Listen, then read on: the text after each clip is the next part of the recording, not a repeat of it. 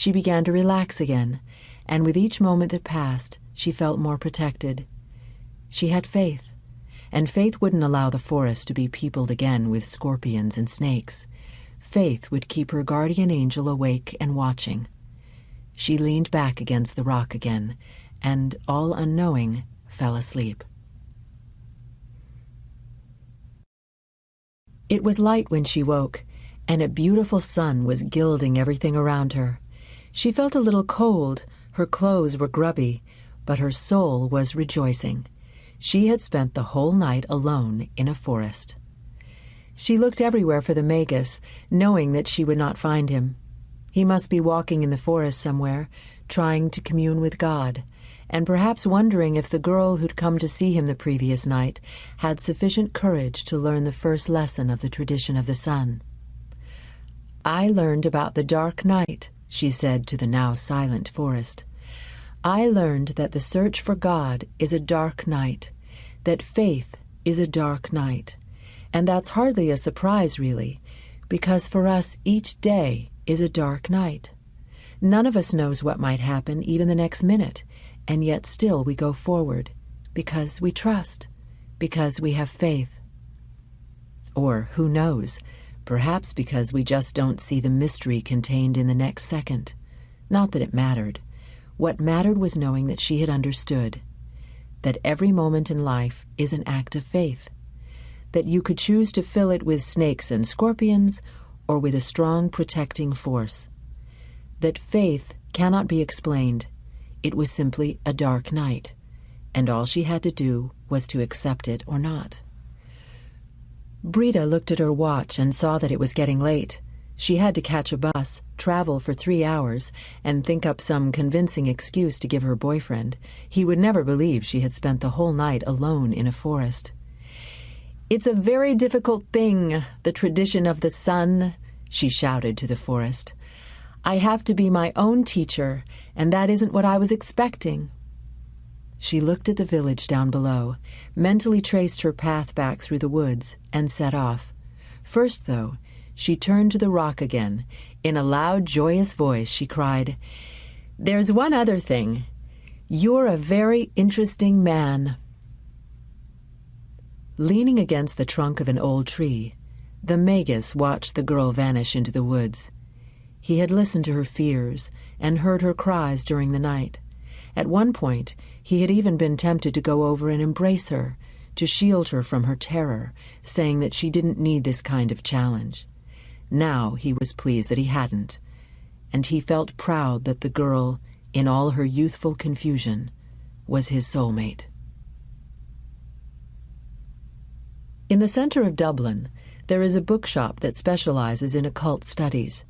It has never advertised in newspapers or magazines, and the people who go there do so on the recommendation of others. The owner is glad to have such a select specialist clientele. Even so, the bookshop is always full. Brida had heard about it and finally managed to get the address from the person teaching the course on astral travel she was currently attending. She went there late one afternoon after work and was delighted with the place. From then on, whenever she could, she would go there to look at the books, but she never bought any because they were all imported and very expensive.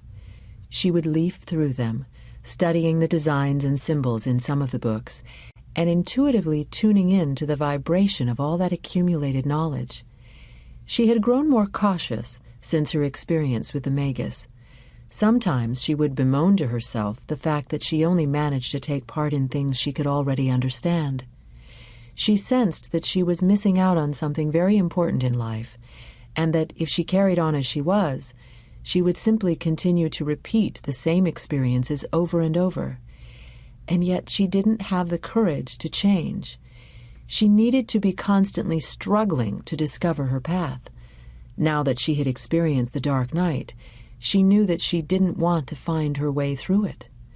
And although she was sometimes dissatisfied with herself, she felt unable to go beyond her own limitations. Books were safer. The shelves contained reprints of treatises written hundreds of years ago. It was an area in which very few people dared to say anything new. And in the pages of these books, occult knowledge, distant and remote, seemed to smile at the efforts made by each generation to uncover it. Apart from looking at the books, Brida had another important reason for going to the shop, to observe the other customers.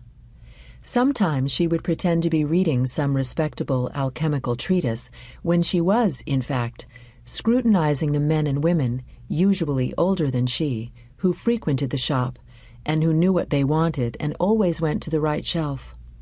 She tried to imagine what they must be like in private. Some looked very wise, capable of awakening forces and powers of which mere mortals knew nothing. Others appeared to be desperately trying to rediscover answers they had long ago forgotten, but without which life had no meaning. She noticed, too, that the most regular customers always had a word with the owner. They talked about strange things, such as the phases of the moon, the properties of stones, and the correct pronunciation of ritual words. One afternoon, Brida got up sufficient courage to do the same. She was on her way back from work, on a day when everything had gone well. She thought she should make the most of that good luck. "I know that there are secret societies," she said. She thought this was a good conversational opener. She knew something. But the owner merely looked up from his accounts and stared at her in amazement. "I was with the Magus in Folk," said Brida, rather put out now, and not knowing quite how to continue. "He explained to me about the dark night. He told me that the path of wisdom means not being afraid to make mistakes." She noticed that the owner was listening more intently now. If the Magus had bothered to teach her something, she must be special. "If you know that the dark night is the path, why do you need books?" he said at last. And she knew that mentioning the Magus had not been a good idea. "Because that isn't the way I want to learn," she said. The owner looked more closely at the young woman standing before him. While she clearly had a gift, it was nevertheless odd that the Magus of Folk should have devoted so much time to her. There must be something else. She could be lying, but then again she had spoken of the dark night. "You often come here," he said. "You arrive, read a few books, but never buy anything." "They're too expensive," said Brida, sensing that he wanted to continue the conversation. "But I've read other books and I've attended courses." She told him the names of her teachers, hoping to impress him still more. Again, things did not go quite as she expected. The owner interrupted her and went to serve another customer who wanted to know if the book he'd ordered had come in, an almanac containing the planetary positions for the next 100 years. The owner examined various packages stored underneath the counter. Brida saw that the packages bore stamps from all corners of the world. She was getting more and more nervous. Her initial courage had vanished completely, but she had no option but to wait for the other customer to check that it was the right book, pay for it, receive his change, and leave. Only then did the owner turn to her again. "I don't know how to continue," said Brida. Her eyes were beginning to fill with tears. "What are you good at?" asked the owner. "Going after what I believe in." That was the only possible reply. She had spent her life in pursuit of what she believed in. The only problem was that she believed in something different every day. The owner wrote a name on the sheet of paper on which he was doing his accounts, tore off the piece he had written on, and held it for a moment in his hand. "I'm going to give you an address," he said. "There was a time when people accepted magical experiences as natural. There were no priests then, and no one went chasing after the secrets of the occult." Brida wasn't sure whether he was referring to her or not. "Do you know what magic is?" he asked. "It's a bridge between the visible world and the invisible world." The owner gave her the piece of paper. On it was a phone number and a name. Wicca. Brida snatched the paper from him, thanked him, and left. When she reached the door, she turned and said, "I also know that magic speaks many languages, even the language of booksellers, who pretend to be unhelpful but are, in fact, very generous and approachable." She blew him a kiss and disappeared. The bookseller paused over his accounts and stood looking at his shop. The Magus of Folk taught her those things, he thought. A gift, however good, wasn't reason enough for the Magus to take such an interest. There must be some other motive. Wicca would find it out.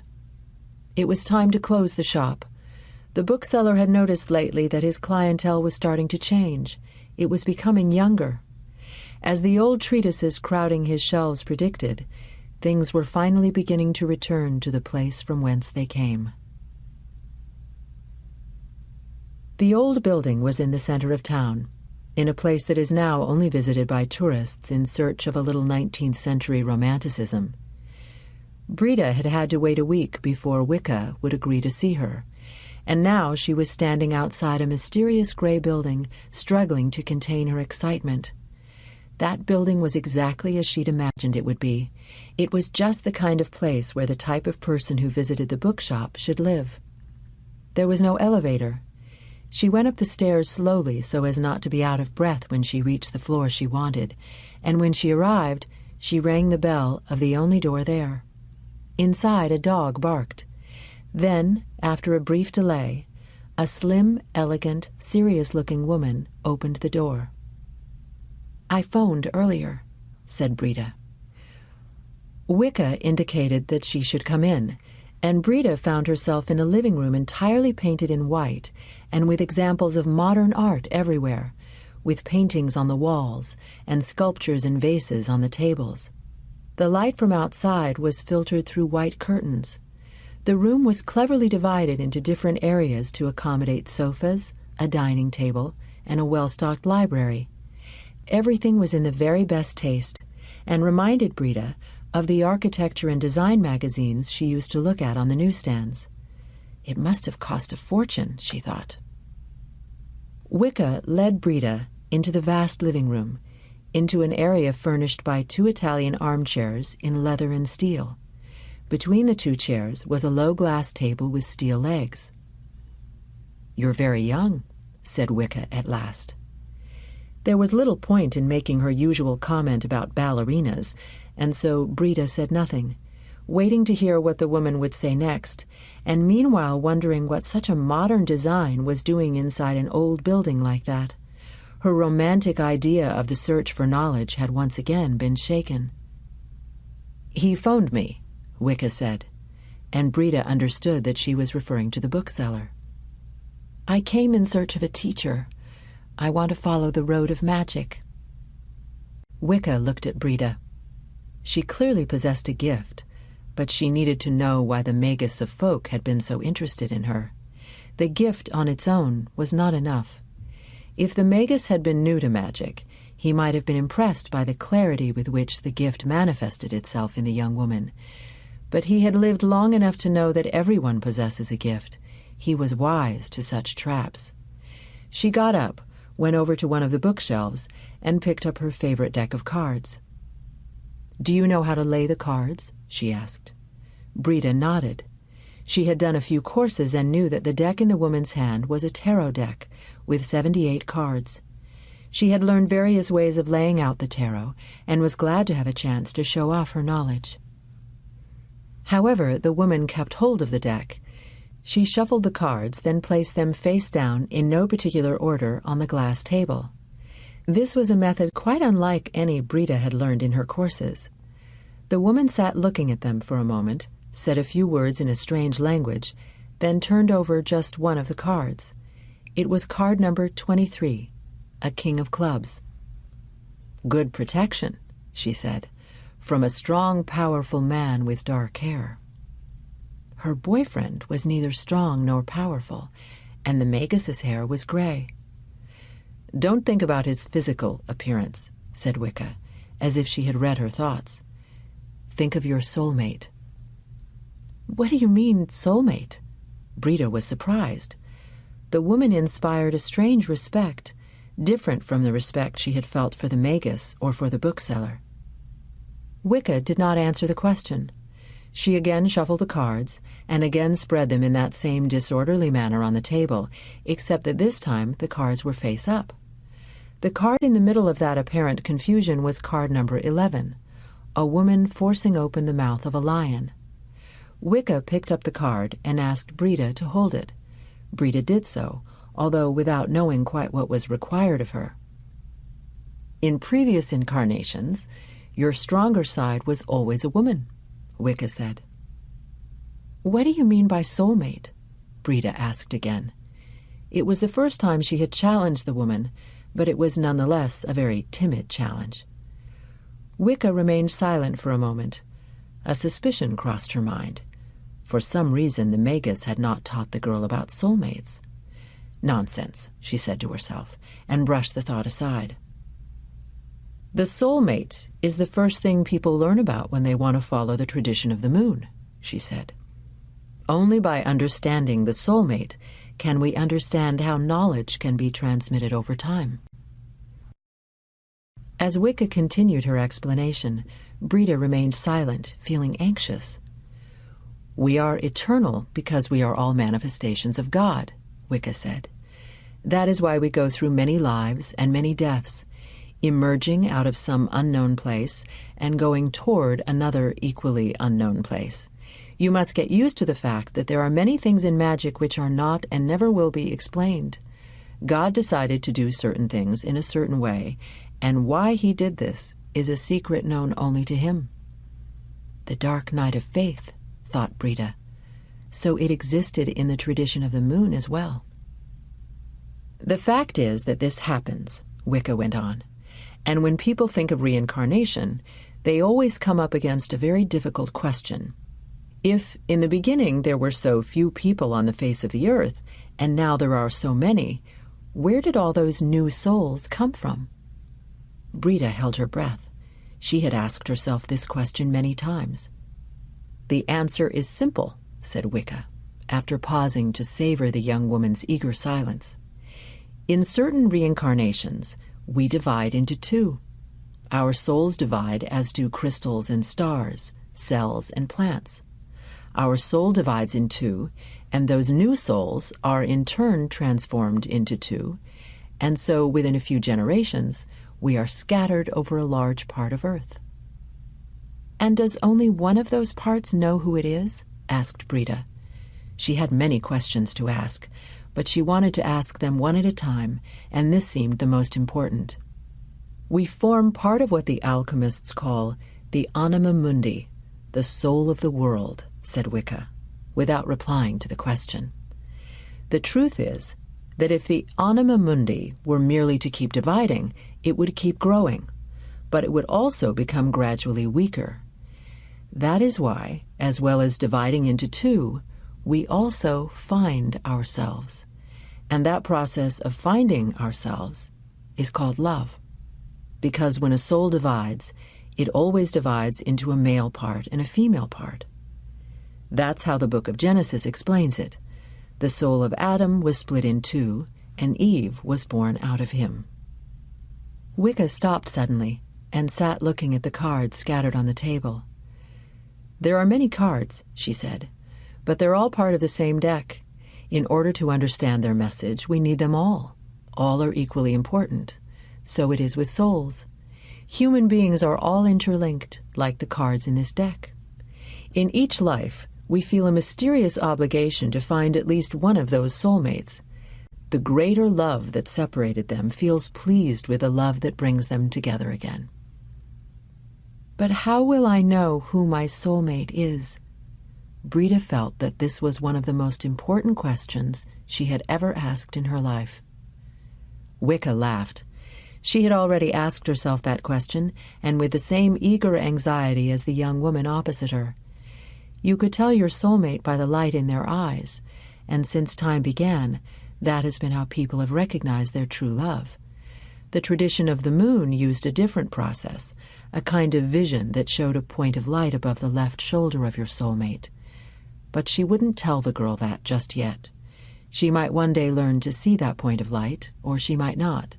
She would get her answer soon enough. By taking risks, she said to Brida. By risking failure, disappointment, disillusion, but never ceasing in your search for love. As long as you keep looking, you will triumph in the end. Brida remembered the Magus saying something similar when he spoke about the path of magic. Perhaps it's all the same thing, she thought. Wicca started picking up the cards from the table, and Brida sensed that her time was nearly up, yet there was one other question to ask. Is it possible to meet more than one soulmate in each life? Yes, thought Wicca with a certain bitterness. And when that happens, the heart is divided, and the result is pain and suffering. Yes, we can meet 3 or 4 soulmates, because we are many and we are scattered. The young woman was asking the right questions, but she had to avoid answering them. The essence of creation is one and one alone, she said, and that essence is called love. Love is the force that brings us back together in order to condense the experience dispersed in many lives and many parts of the world. We are responsible for the whole earth because we do not know where they might be. Those soulmates we were from the beginning of time.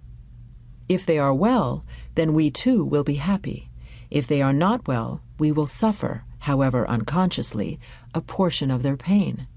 Above all, though, we are responsible for re-encountering, at least once in every incarnation, the soulmate who is sure to cross our path, even if it is only for a matter of moments, because those moments bring with them a love so intense that it justifies the rest of our days. The dog barked in the kitchen. Wicca finished picking up the cards and looked again at Brida. We can also allow our soulmate to pass us by, without accepting him or her or even noticing. Then we will need another incarnation in order to find that soulmate, and because of our selfishness, we will be condemned to the worst torture humankind ever invented for itself: loneliness.